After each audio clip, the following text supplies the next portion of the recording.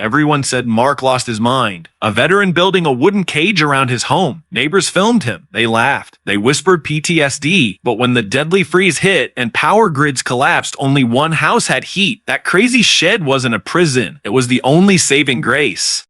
Before we start, make sure to hit like, share, and subscribe. And I am curious, where are you watching from? Drop your country name in the comments. I love seeing how far our stories travel. The first snow had not even fallen yet when Mark Fletcher stepped out of his weather-beaten cabin with a pair of work gloves, an axe slung over his shoulder, and his loyal 9 Ranger trotting faithfully beside him. The morning air was crisp, still and quiet until the steady thunk, thunk, thunk.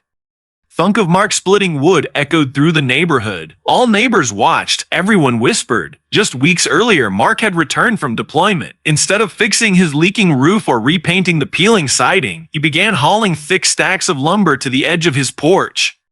Day after day, he hammered boards together, building what looked like an oversized wooden wall, encircling his house. "Look at him," one man laughed. "Guy comes home from the military and starts building a giant box around his house." "Probably snapped," another muttered. "Poor fellow." But Mark did not look broken.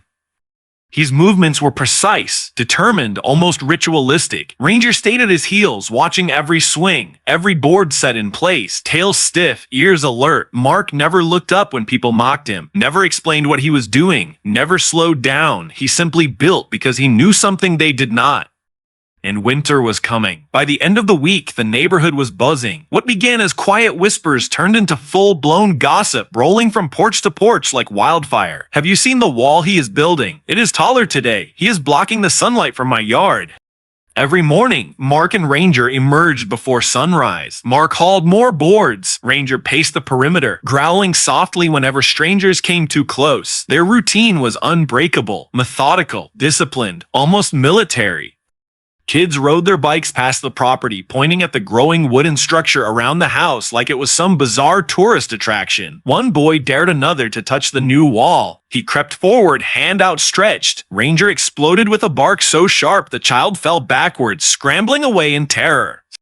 Phones came out instantly, recording, posting, mocking. "Crazy veteran building a wooden cage. He and that dog need therapy." Soon, the complaints reached the city inspector. He arrived one afternoon, clipboard in hand, shaking his head at the towering wooden shell around the cabin. Mark wiped sweat from his brow and leaned on his axe.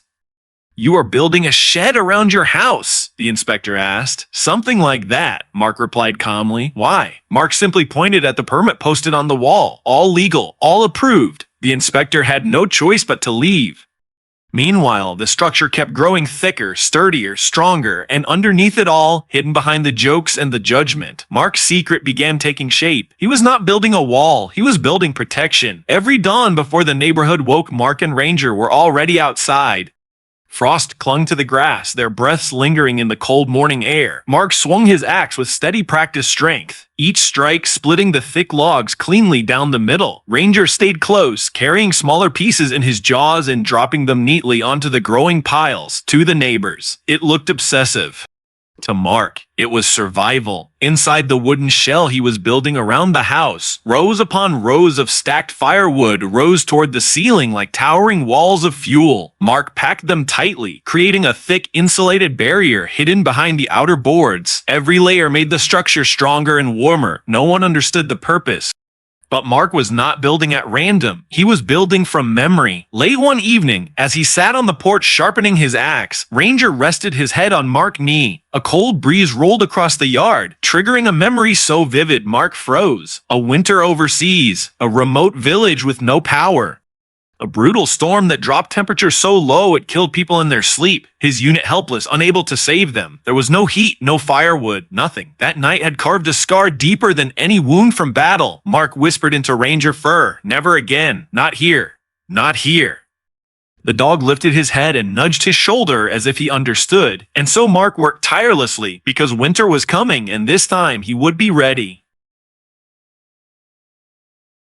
The first warning came on the radio, an unexpected Arctic cold front sweeping down faster than any forecast predicted. By midnight, temperatures had already plummeted. By morning, the entire town was drowning in ice. The storm hit like a hammer. Wind screamed against rooftops. Power lines snapped under thick blankets of frost. One by one, houses went dark, heaters sputtering out with a final groan. Panic spread faster than the cold. Mark stood on his porch, breath fogging in the air, Ranger by his side. The wooden structure he built creaked under the pressure, but held strong, insulated by thousands of logs stacked behind its walls. Inside, the temperature remained steady, warm, almost comfortable. But outside, neighbors stumbled onto the street wrapped in thin blankets, shivering violently. Kids cried. Old men coughed.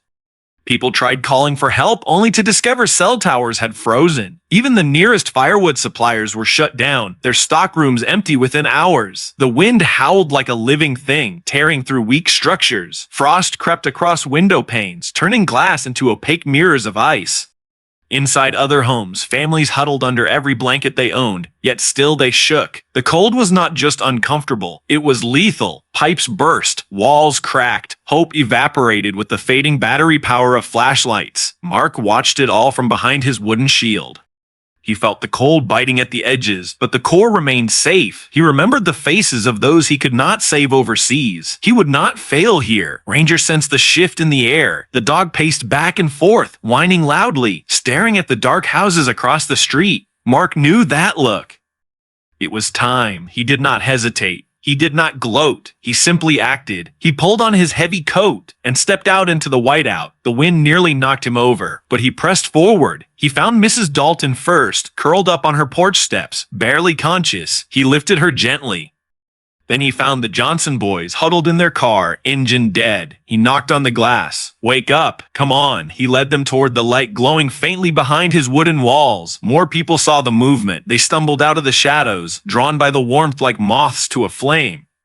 They did not laugh now. They did not film. They begged. Please, we are freezing. Mark nodded. He opened the outer door. The heat hit them like a physical force. They rushed forward, desperate for survival.